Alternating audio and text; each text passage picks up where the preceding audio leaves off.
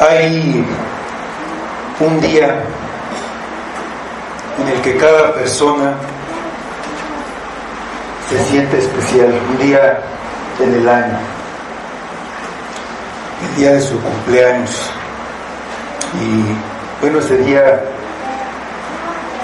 recibe felicitaciones de sus conocidos, de sus amigos, y muchas veces hay hasta una celebración, se celebra ese día, y las personas pues se sienten por un día los más importantes, ¿no? Por lo menos entre sus cercanos.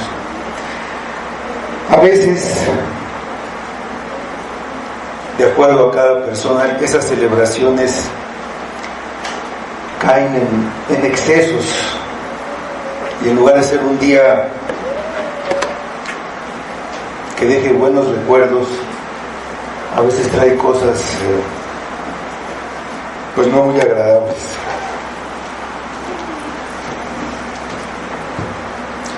Y vamos a leer en la escritura, en el Evangelio de Marcos,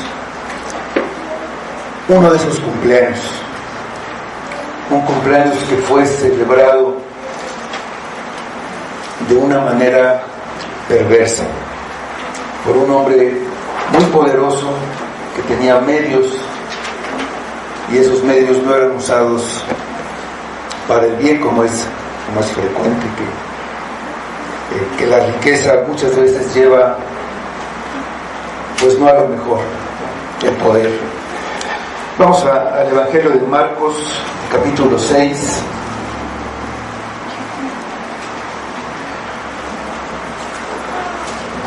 Vamos a leer este pasaje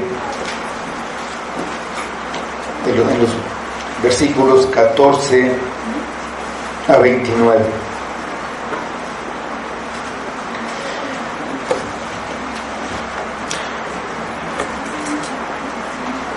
Oyó el rey Herodes la fama de Jesús, porque su nombre se había hecho notorio, y dijo: Juan el Bautista ha resucitado de los muertos, y por eso actúan en él estos poderes. Otros decían: es Elías, y otros decían: es un profeta, o alguno de los profetas. Al oír esto, Herodes dijo: este es Juan, el que yo decapité, que ha resucitado de los muertos.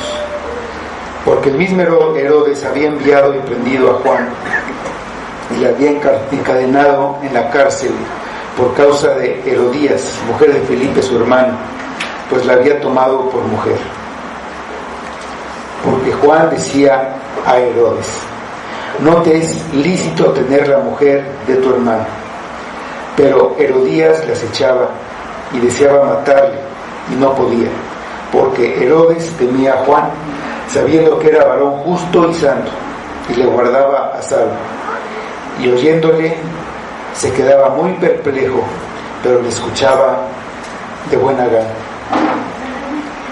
Pero venido un día oportuno, en que Herodes, en la fiesta de su cumpleaños, daba una cena a sus príncipes y tribunos y a los principales de Galilea, entrando la hija de Herodías, danzó y agradó a Herodes y a los que estaban con él a la mesa. Y el rey dijo a la muchacha: pídeme lo que quieras y yo te lo daré. Y le juró: todo lo que me pidas te daré, hasta la mitad de mi reino. Saliendo ella, dijo a su madre: ¿qué pediré? Y ella le dijo: la cabeza de Juan el Bautista. Entonces ella entró prontamente al rey y pidió diciendo: quiero que ahora mismo me des en un plato la cabeza de Juan el Bautista. Y el rey se entristeció mucho, pero a causa del juramento y de los que estaban con él a la mesa, no quiso desecharla. Y enseguida el rey, enviando a uno de la guardia, mandó que fuese traída la cabeza de Juan. El guarda fue le decapitó en la cárcel y trajo su cabeza en un plato y la dio a la muchacha, y la muchacha la dio a su madre. Cuando oyeron esto, sus discípulos vinieron y tomaron su cuerpo y lo pusieron en un sepulcro. Vamos a orar.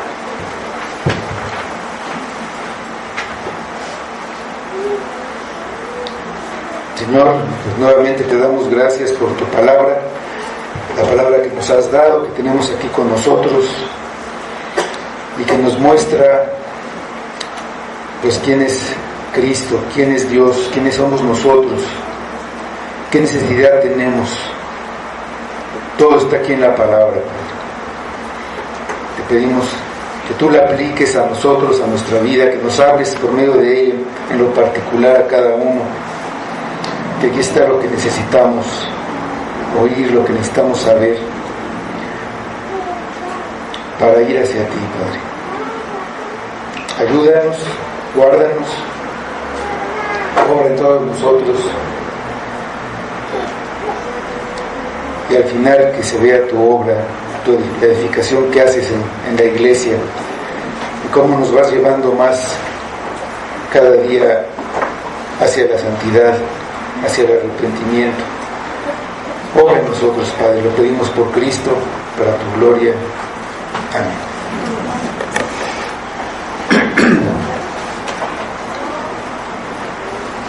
En los versículos anteriores, lo que veíamos la semana pasada, Jesús envió a los 12 apóstoles. Solamente son 12, los envió de 2 en 2 a predicar el arrepentimiento. Y les dio autoridad sobre los espíritus inmundos. Les mandó que no llevaran nada para el camino, solamente lo más indispensable, pero nada extra.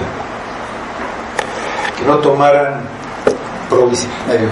provisiones, que nos fueran preparados. Donde no los recibieran, debía darles un testimonio de que habían oído las buenas nuevas y las habían rechazado. Por lo tanto, su castigo sería mayor a los de aquellos que nunca oyeron. Su maldad al rechazar al Señor, al Salvador, era el mayor pecado que alguien puede cometer. Los apóstoles cumplieron el encargo.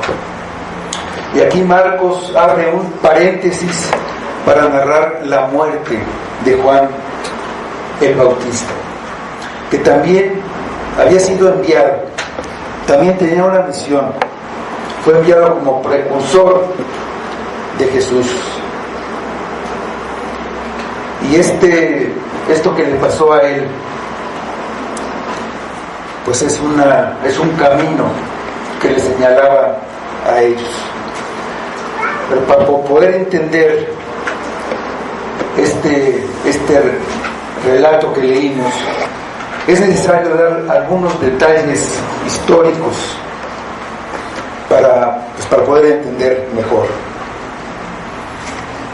El rey Herodes, mencionado aquí, es Herodes II o Herodes Antipas, hijo del rey Herodes I, también llamado Herodes el Grande. Él era un idumeo o descendiente de Edom, y era el que gobernaba todo el territorio de Palestina. Abarcaba un área muy muy grande, no solamente los judíos, aunque los judíos formaban parte de este territorio. Y fue por concesiones políticas de conveniencia del Imperio Romano que Palestina formaba parte del Imperio Romano. Herodes el Grande, Herodes, fue el que mandó matar a los niños menores de 2 años en Belén. Trataron de matar a Jesús cuando supo de la profecía del nacimiento del rey de los judíos por los magos que venían de Oriente. Y él pensó que pues un rey judío amenazaba su reino, su poder. A la muerte de este rey, ese territorio tan grande quedó dividido entre varios de sus hijos. Por un lado quedó Arquelao, él quedó gobernando sobre las regiones de Judea y Samaria, que básicamente era el territorio judío. Y por temor a este rey Arquelao, José y su familia se fueron a vivir a Nazaret cuando regresaron de Egipto, a donde habían huido. Nazaret era un lugar pequeño y apartado que pertenecía a Galilea, otra de las porciones que quedó ahí. Poco después Arquelao fue depuesto y a partir de ahí lo sustituyeron gobernadores nombrados directamente por el emperador romano. Otro hermano, Felipe, reinó en los territorios que estaban al norte y al este, que no tienen que ver con la historia del pueblo judío. Pues Herodes Antipas, o Herodes II, quedó como tetrarca, es decir, como gobernador de la cuarta parte del reino sobre los territorios de Galilea y Perea. A esta región era la que pertenecía a Jesús, que era de este reino, de esta provincia, y por ese motivo Poncio Pilato, cuando supo que Jesús era de ahí, era Galileo, lo envió a Herodes para que lo juzgara y así quitarse de un problema que él tenía, podría crearse con los judíos. Marcos no nos dice el tiempo que había pasado desde el arresto de Juan el Bautista hasta lo que narra aquí, que el tiempo en que Herodes oyó acerca de Jesús. Al principio del Evangelio nos dice que después de que Juan fue encarcelado, Jesús fue a Galilea. Ahí hizo varios recorridos, recorría todas las ciudades, todas las provincias, muchas aldeas, y eso les llevó bastante tiempo. Ya había avanzado su ministerio. Es probable que esto que narra aquí sea al inicio del tercer año del ministerio de Jesús. Dice que Herodes oyó la fama de Jesús y entonces surgió una pregunta: ¿quién es Jesús? Dicen los versículos 14 a 16.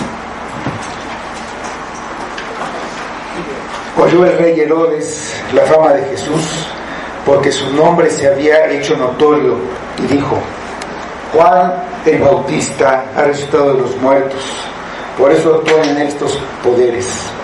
Otros decían: es Elías, y otros decían: es un profeta, o alguno de los profetas. Al oír esto, Herodes dijo: este es Juan, el que yo decapité, que ha resucitado de los muertos. El nombre de Jesús se había hecho notorio. Todo lo que había hecho era extraordinario, totalmente fuera de lo común. Llamó la atención de mucha gente, hasta de lugares muy lejanos, y finalmente llegó al palacio del rey Herodes. Él recibió informes de los poderes milagrosos de Jesús. Unos decían que era el profeta Elías. Estaba profetizado por el profeta Malaquías que Elías iba a regresar como precursor del Mesías. Pero el precursor era Juan el Bautista, que siempre señaló a Jesús. Al principio, algunos pensaron que Juan era Elías, pero con Juan muerto, pensaron que Jesús es que el que era Elías, el que era el precursor. Otros decían que era alguno de los profetas resucitados. No se podían explicar la autoridad con la que enseñaba, ni las señales que hacía de ninguna otra manera. La explicación verdadera, que Jesús era el Mesías, era inaceptable para ellos y quedaba descartada de antemano.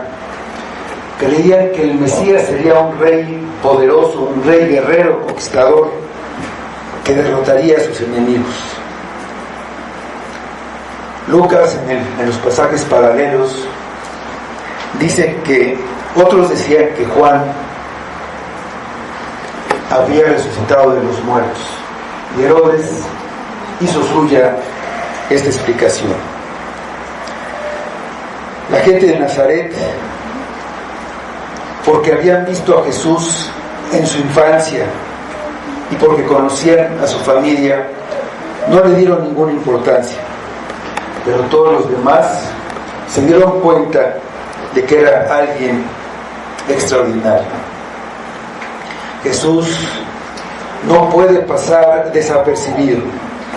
Unos piensan que es un profeta, otros que es un gran maestro, unos más que es un gran hombre,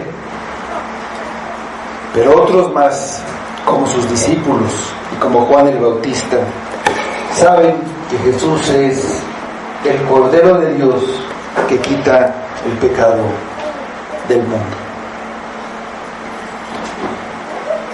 Herodes sabe que algo sorprendente está pasando, y aunque no leemos que Juan nunca haya hecho algún milagro, piensa que el resucitado tenía poderes.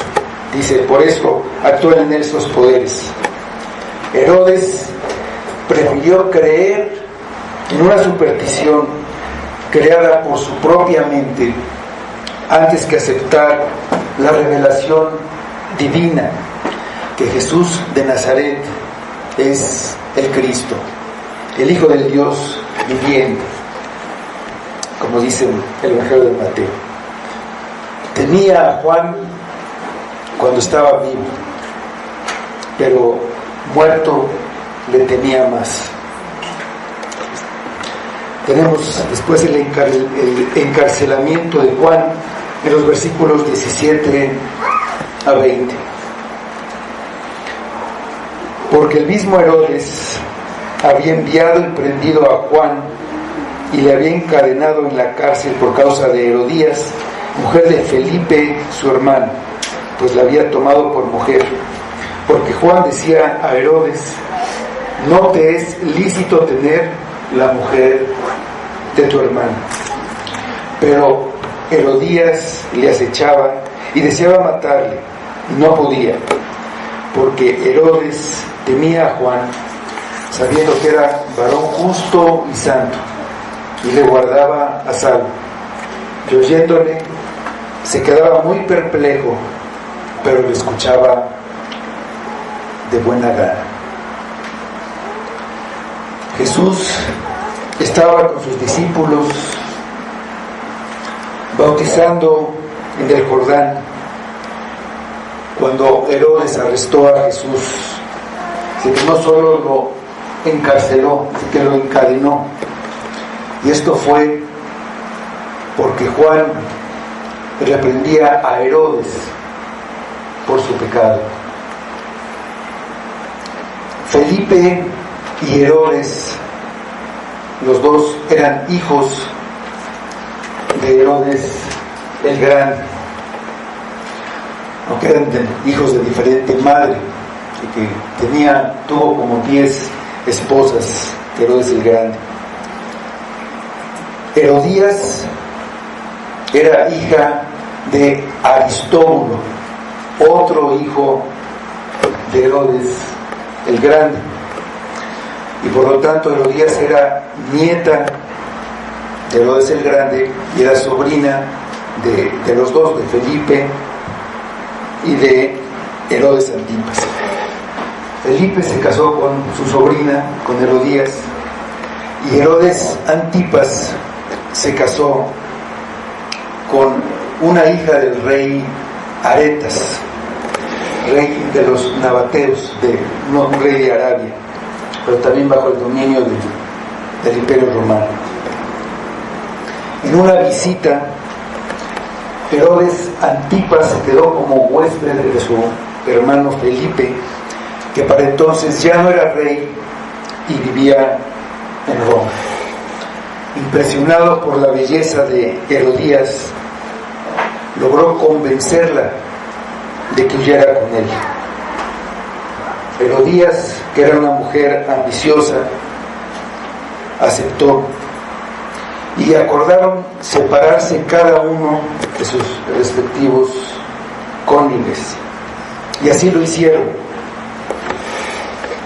Por hacer esto, Antipas se ganó la enemistad del rey Aretas, quien luego lo atacó militarmente en un acto de venganza y lo derrotó y lo hubiera destruido de no ser por la intervención de Roma. Herodías tenía una hija con Felipe que se llamaba Salomé. Todos estos datos no están en la Biblia, pero provienen de historiadores de la época, principalmente de Josefo, un historiador judío. Juan denunció a Herodes cuando estaba libre y por eso fue apresado, y lo siguió haciendo cuando estaba encarcelado. La familia de Herodes, el rey Herodes el Grande, se había convertido al judaísmo, más bien por conveniencia, y muchos en la sociedad judía pues cuestionaban la sinceridad de esta conversión, pero él, por medio de esta conversión, pues tenía influencia. Incluso en el Sanedrín había un grupo que lo apoyaba, eran los llamados herodianos. Estaba más identificado con los saduceos que con los fariseos. Y bueno, él como gobernante, pues desde luego influía con su ejemplo en todos sus súbditos, en toda la población judía. Y por ese motivo, porque él era judío, por lo menos en apariencia, fue que Juan lo enfrentó. El pecado de Herodes fue un escándalo de época. Todo el pueblo sabía lo que había pasado. Todo el mundo pensaba acerca de esto, pero nadie se atrevía a decirlo públicamente. Nadie lo criticaba por temor a lo que pudiera ser este rey que tenía fama de ser cruel. Juan lo denunció porque su temor a Dios era mayor que su temor a Herodes. No solamente era el pecado de adulterio, también estaba en la ley de Moisés la prohibición expresa de esa unión. O sea, de Levíticos 18-16, donde vemos este artículo, este precepto, que es algo que estaba mandado en la ley, y era por lo que lo denunciaba Juan, que era lo que le decía: no te es lícito tener a la mujer de tu hermano. Dice este versículo: la desnudez de tu hermano no descubrirás, es la desnudez de tu hermano. Al hablar así, Juan estaba haciendo lo mismo que hizo el profeta Elías cuando confrontó al rey Acab por el pecado de homicidio para apoderarse de una viña. Estaba mal lo que hacía el rey y este profeta lo denunció. También provocó la ira de Jezabel, la esposa de Acab.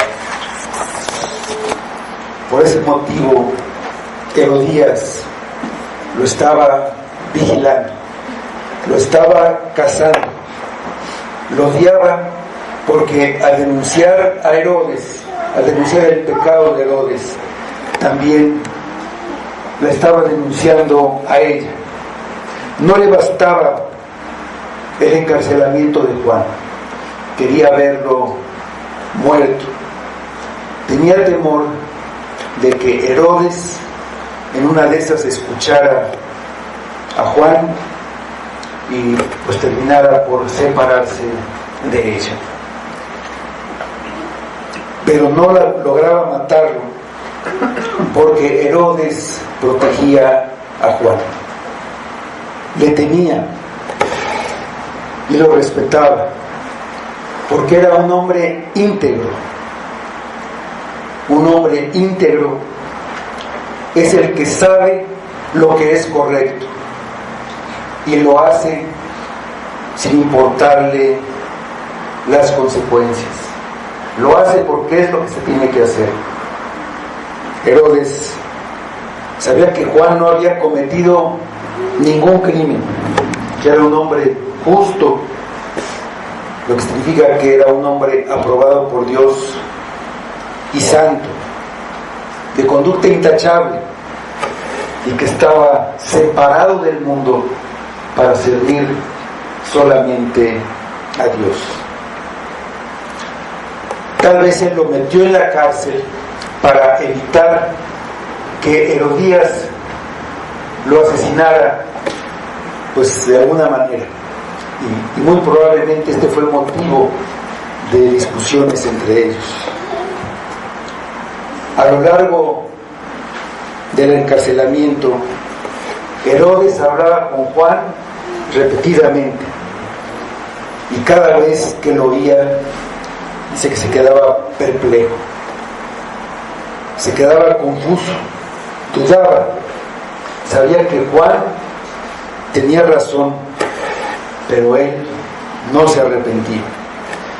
Escuchaba a Juan: no te es lícito tener a la mujer de tu hermano, pero seguía con Herodías. Lo hacía pensar y le gustaba oírlo, pero seguía igual.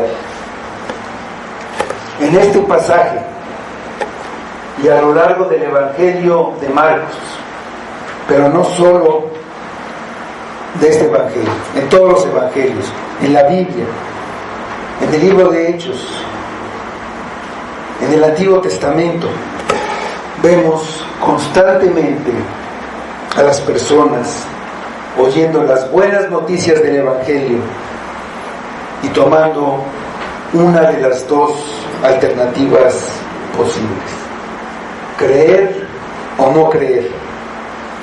El Evangelio es claro y demanda una respuesta sencilla: sí o no. ¿Creo o no creo? ¿Obedezco a Dios o me obedezco a mí? En Deuteronomio 30:19 vemos una de estas, hablando a Dios al pueblo, dice: a los cielos y a la tierra llamo por testigos hoy contra vosotros, que os he puesto delante la vida y la muerte, la bendición y la maldición. Escoge pues la vida para que vivas tú y tu descendencia. Algunos escogieron la vida, otros la muerte, pero nadie podía quedar indiferente. Hacerlo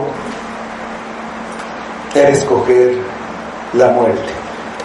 Otro ejemplo, en Isaías 55:7 dice: deje el impío su camino y el hombre inicuo sus pensamientos, y vuélvase a Jehová, el cual tendrá de él misericordia, y a Dios nuestro, el cual será amplio en perdonar. Muchos persistieron en seguir andando por su camino y se negaron a cambiar su manera de pensar. La predicación de Jesús dibujaba claramente las dos alternativas: el camino ancho y el camino estrecho, la puerta angosta, la puerta estrecha y la puerta ancha. Servir a Dios o a las riquezas. Las personas eran llamadas a seguirlo y a dejar todo por él. En la predicación de Pedro en Pentecostés, las personas que lo oían pasaron de burlarse y decir: están llenos de monstruos, están borrachos, para después de oír el Evangelio decir: varones hermanos, ¿qué haremos? Ese es el objetivo del Evangelio: llevar a las personas a un punto en el que deben decidir claramente una de las dos posibles posturas. Solamente hay dos: creer o no creer, arrepentirse o no. La realidad es que no hay una postura intermedia como la que quiso tomar Herodes. Hoy la situación sigue siendo la misma. El Evangelio verdadero es presentado a las personas, y lo quieran o no, se den cuenta o no, se ponen de un lado o del otro, escogen la vida o la muerte, escogen la bendición o la maldición.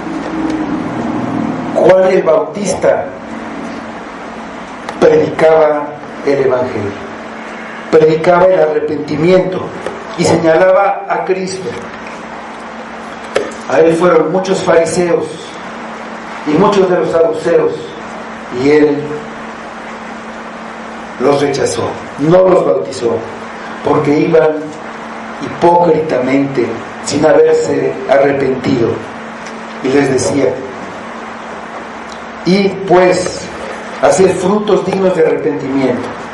Y les decía: el que viene tras mí es más poderoso que yo, él os bautizará con Espíritu Santo y fuego. A Herodes le mostraba su pecado y le decía que tenía que arrepentirse. Herodes se quedaba perplejo, era confrontado, era empujado a tomar una acción, a dejar a Herodías. Sabía que lo que decía Juan era verdad y le gustaba escucharlo. Disfrutaba de la predicación, estimaba al predicador y lo respetaba. Pero el punto importante es que todo eso fue inútil y sin ningún valor. A final de cuentas, su postura era igual a la de aquellos fariseos y saduceos que eran enemigos de Juan y aborrecían su mensaje. Hay personas en la iglesia que se conmueven visiblemente con una predicación y que cantan con fervor, dando un testimonio que están conmovidos y pensando. Pero esto no los ha llevado a tomar una decisión verdadera que cambie su vida. Lo importante no es disfrutar una predicación, no es disfrutar leer la Biblia, no es si me hace pensar o meditar, o si me confronta y me deja perplejo. No importa si estoy de acuerdo y si pienso que es verdad, sino si eso me ha llevado a tomar una acción que cambie mi vida o no. Si me lleva a abandonar mi pecado e ir hacia Dios. Si no lo ha hecho, todo lo demás es inútil. Herodes estaba muy cerca, pero nunca dio el paso decisivo. Había entendido quién era Juan, le temía porque era un varón justo y santo. No podía simplemente ignorarlo. Había otros que no solo rechazaban el Evangelio, sino que se oponían ferozmente. Herodías era una de estas personas. No había entendido. Le pedía a Herodes que matara a Juan. Era una enemiga declarada del Evangelio, que quería silenciar al predicador. Herodes iba a oír a Juan, lo oía, se quedaba pensando. No podía negar que lo que decía Juan era verdadero, y sabía que cada vez que iba se disgustaba a Herodías y muchos en su gobierno. Él sabía lo que iba a oír desde antes. Sabía que Juan lo condenaría a él y lo que hacía. Y sin embargo, iba y lo oía de buena gana. Muchos sienten lo mismo bajo la predicación del Evangelio. Quedan convencidos de su pecado, escuchan con buena disposición y hasta disfrutan la asistencia al culto. Y sin embargo, eso no los conduce a nada. Herodes regresaba a su palacio, hablaba con Herodías, con sus ministros, y se le olvidaba lo que había oído. Lo influenciaban para ignorar lo que había oído, lo convencían. Él quería dejarse convencer, se dejaba dominar por el ambiente y las circunstancias, y no tomaba una acción que le pudiera causar dificultades. Lo que tenía que hacer era muy claro: no te es lícito tener a la mujer de tu hermano. No había vuelta de hoja. Debía dejarla. Debía dejarla. Ese era el fruto de arrepentimiento que mostraría un cambio en su corazón.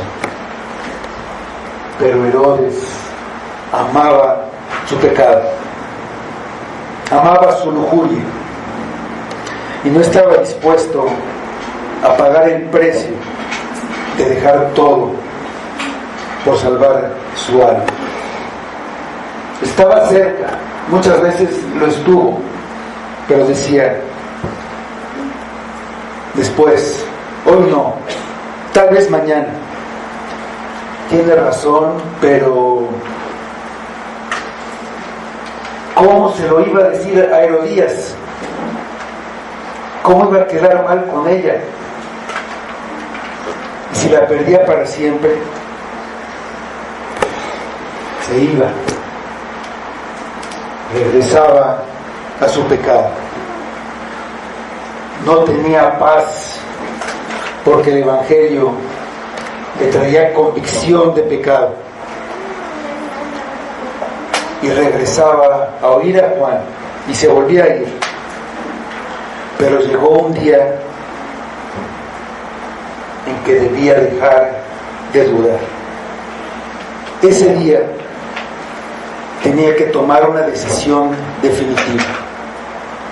Ese día tomaría un camino y ya no sería posible regresar.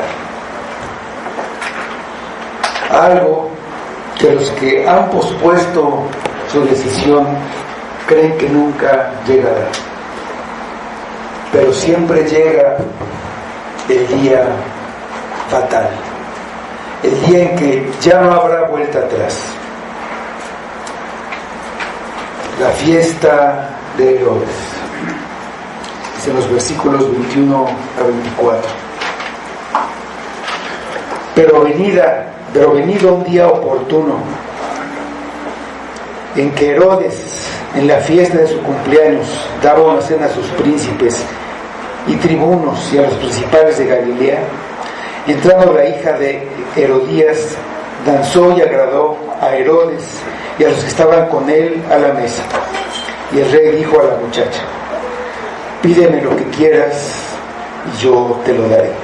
Y le juró: todo lo que me pidas te daré, hasta la mitad de mi reino. Saliendo ella, dijo a su madre: ¿qué pediré? Y ella le dijo: la cabeza de Juan el Bautista.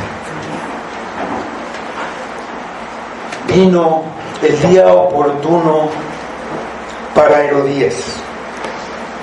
Ella conocía las debilidades de Herodes y lo planeó todo. En el pasaje paralelo de Mateo dice que Herodías fue la que instruyó a su hija, le instruyó en lo que debía hacer y en lo que debía pedir. El día del cumpleaños de Herodes dio una cena en la que estaban invitados los más importantes del reino, los príncipes, que eran los líderes cívicos, los tribunos, que eran los jefes militares, y los principales, todos los que tenían influencia por la riqueza que tenían, por el prestigio, los más importantes. Ahí estaban cenando, tomando, platicando. Salomé entró en ese salón de banquetes donde estaban estos hombres y danzó. No se dan en la escritura detalles del baile, pero es bien sabido que las danzas orientales tienden a ser muy sensuales. Sabemos de las costumbres de la época, hemos oído de las orgías romanas con toda clase de excesos. Recordamos al rey Asuero llamando a su esposa Basti para presumir su belleza ante sus invitados. Lo más probable es que Salomé entrara en ese salón cuando estos hombres ya habían bebido bastante en el banquete. Herodías preparó una coreografía como parte del plan para deshacerse de Juan. Esto habla tanto del carácter de Salomé como de su madre Herodías. Herodías ya había mostrado la clase de mujer que era, una mujer de la peor clase, ambiciosa, una mujer que había traicionado a su legítimo esposo, y si había traicionado al primero, pues podía traicionar al segundo si así le convenía. Pero Herodes no podía ver quién estaba a su lado. A pesar de haber visto esas demostraciones de quién era, no lo quería ver. Estaba cegado por lo que él creía que era amor. El enamoramiento, que no es amor, hace cerrar los ojos a la realidad. Todos los demás pueden ver quién es la otra persona, pero el enamorado simplemente no quiere verlo y va a sufrir lo que es la otra persona. Lo va a traicionar, va a ver por ella antes que por él. Como vemos que no le importa sacrificar a su hija, hasta que despierta de su sueño, y muchas veces el daño ya está hecho, y muchas veces ya irreversible. El texto no lo dice, pero todo parece indicar que este baile que hizo Salomé fue un baile erótico. Y como no era hija de Herodes, aunque era hija de la que él decía amar, Herodes quedó impresionado por la sensualidad, y eso lo llevó a hacer un juramento absurdo: pídeme lo que quieras y yo te lo daré. Y le juró: todo lo que me pidas te daré, hasta la mitad de mi reino. No cabe duda que Herodes estaba bajo la influencia del alcohol para hacer esa promesa. En realidad, él no podía hacerlo.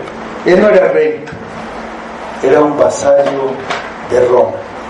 No tenía un reino que ofrecer.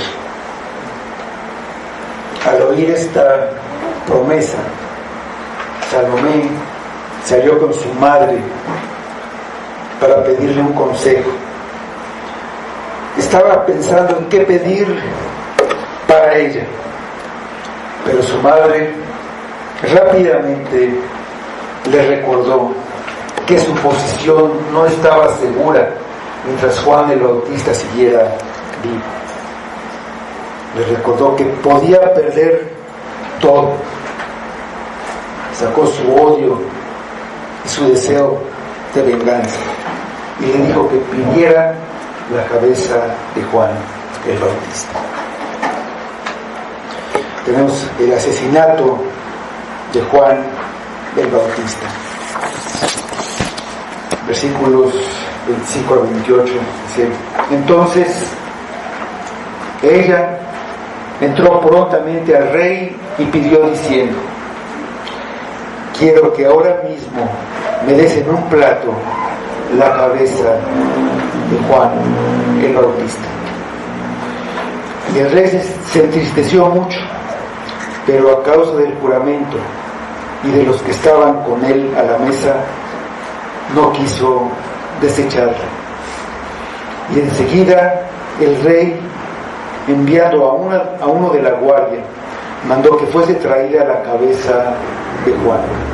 El guarda fue, le decapitó en la cárcel y trajo su cabeza en un plato. Le la dio a la muchacha y la muchacha la dio a su madre. Dice el pasaje que ella regresó prontamente. La prisa, el propósito de hacerlo rápidamente, era hacerlo antes de que Herodes cambiara de opinión y antes de que se le pasara la impresión del baile. Puso en un predicamento a Herodes: quiero que ahora mismo me des en un plato la cabeza de Juan el Bautista. Indudablemente Salomé estaba bajo la influencia de su madre. Era una muchacha muy joven y ninguna mujer así hubiera tenido la oportunidad de obtener alguna ganancia, algo valioso para ella. A ella, ¿qué le importaba Juan el Bautista? Pero no sabemos los detalles por los que ella aceptó la presión de su madre. El rey se entristeció mucho. Había estado protegiendo a Juan por meses, pero fue vencido por la astucia de una mujer a la que él había querido tener a su lado. Herodes tenía a Juan pero temía más a los hombres y no temía a Dios. Se entristeció, pero se entristeció con una tristeza del mundo, la tristeza que produce muerte. No fue una tristeza que lo llevara a arrepentirse, como la tristeza de Judas.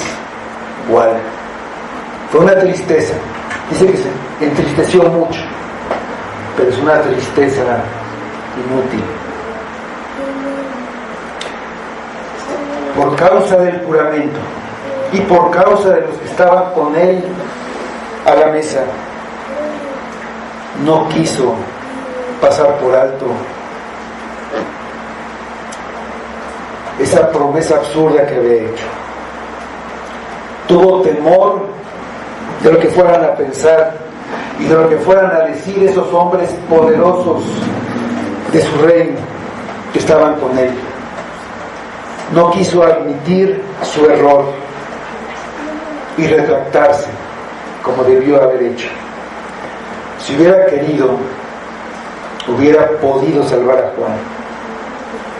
Simplemente Juan no era parte de su reino.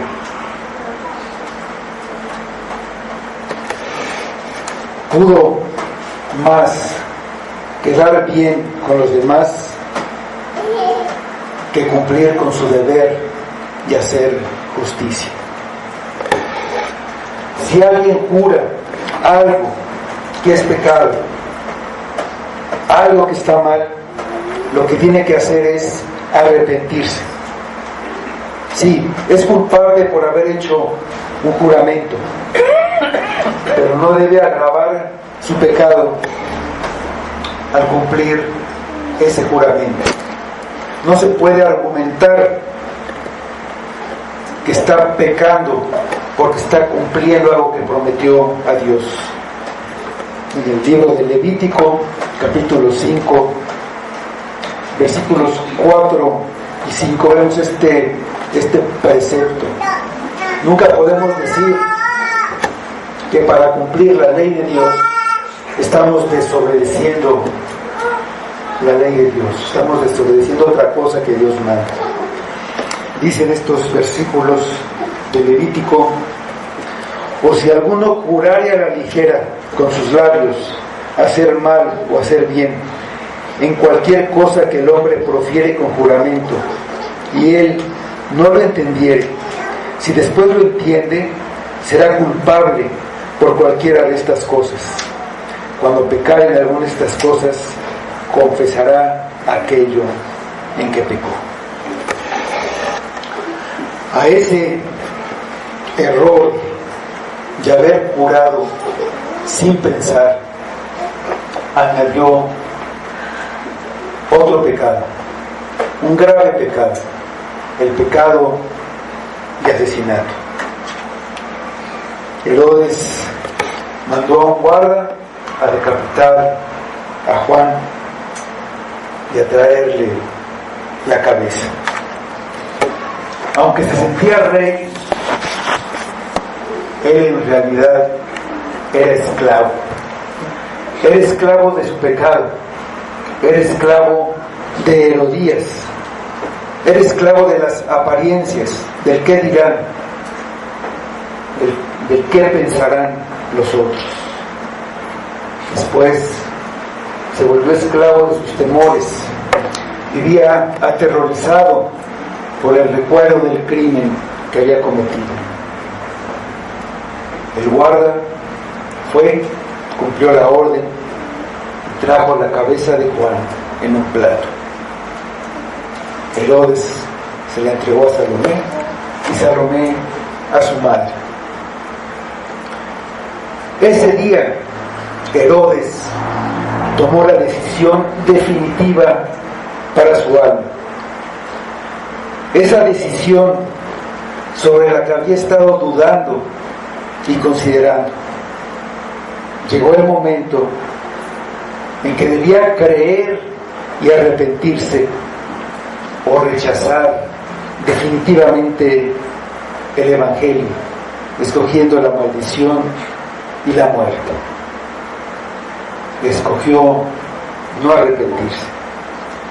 Trágicamente, el día de su cumpleaños selló su condenación y ya no habría más oportunidad de escuchar, ya no habría más oportunidad de arrepentirse. Tiempo después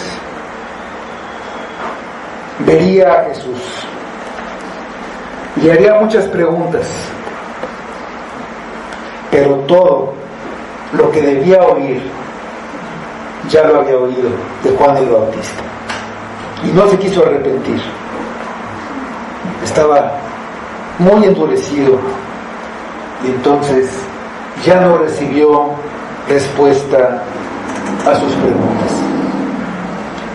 Menospreció a Jesús, al único que podía salvarlo, así como había menospreciado a Juan el Bautista.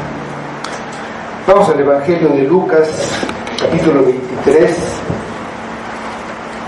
versículos 8 a 11, donde está este pasaje donde Pilato envió a Jesús con Herodes, precisamente por ese detalle de que él era de Galilea y estaba Herodes en ese tiempo en Jerusalén. Y aquí cuando vio a Jesús, lo dice: Herodes, viendo a Jesús, se alegró mucho, porque hacía tiempo que deseaba verle, porque había oído muchas cosas acerca de él y esperaba verle alguna señal. Lo quería ver para ver un milagro. Dice, y le hacía muchas preguntas, pero él nada le respondió. Y estaban los principales sacerdotes y los escribas acusándole con gran vehemencia. Entonces Herodes con sus soldados le menospreció y escarneció, vistiéndole con una ropa espléndida, y volvió a enviarle a Pilato. En cuanto a Juan, primero vemos que un siervo de Dios pone primero la misión que le fue encomendada, aún antes que su propia vida. Por otro lado, una vida de fidelidad, de santidad y de consagración no garantiza una muerte tranquila ni una vida placentera y sin sufrimiento. En los apóstoles tenemos ejemplo, en los profetas, y quien Cristo mismo es el mayor ejemplo. Fue rechazado por su nación, por los que lo conocían de su niñez, y fue traicionado por un amigo. Un siervo fiel de Jesucristo sabe que hay un precio que pagar. Si tú te hiciste cristiano esperando recibir algo, si te hiciste cristiano para que te fuera por lo menos no tan mal, para tener por lo menos lo necesario, no modestamente, pero una vida tranquila, como muchos piensan, fuiste al lugar equivocado. El asesinato de Juan señala el asesinato de Jesús. También fue condenado a muerte por un hombre que no hizo lo correcto, un hombre que tuvo temor de los hombres y no tuvo temor de Dios. Prefirió quedar bien con los acusadores de Jesús que comprometerse con la justicia y cumplir con su deber. Un hombre que preguntó ¿qué es la verdad?, pero que no se quedó ahí para oír la respuesta. Un hombre que tuvo muchas dudas, pero finalmente decidió no creer. Dice el versículo 29 de nuestro pasaje: cuando oyeron esto, sus discípulos vinieron y tomaron su cuerpo y lo pusieron en un sepulcro. Los discípulos de Juan demostraron que habían aprendido bien de su maestro. No les importó ponerse en peligro de ser identificados con Juan. Fueron por el cuerpo y lo pusieron en un sepulcro. Ahí quedó el cuerpo de Juan esperando el día de la resurrección. Pero en el cielo su alma se regocija en la presencia del Señor, al que sirvió con fidelidad en sus años sobre la tierra. En el relato también vemos el enorme contraste que hay entre este supuesto rey, un rey usurpador, extranjero, que viola la ley a su antojo, que es cruel y maltrata a sus súbditos y abusa de ellos. El contraste con Cristo, el verdadero rey que cumple perfectamente con la ley y sirve a su pueblo, que vino a eso, a servir. En cuanto a ti, ¿cuál es la postura que tienes? Esa postura que has tomado frente al Evangelio. ¿Creer o no creer? ¿Lo rechazas abiertamente como los fariseos o como Herodías? ¿Te has declarado enemigo del Evangelio? ¿O pretendes quedarte indiferente? Algo que es imposible, como esos muchos que seguían a Jesús pensando que por lo menos algo iban a obtener. ¿Te agrada? ¿Te agrada el Evangelio? ¿Lo disfrutas? ¿Te confronta? ¿Te hace pensar? Pero estás esperando el momento oportuno como Herodes. Y muchos en las iglesias, o has escogido la bendición y la vida, dando todo por Cristo, dejando tu pecado y confiando solamente y totalmente en Él. Vamos a orar.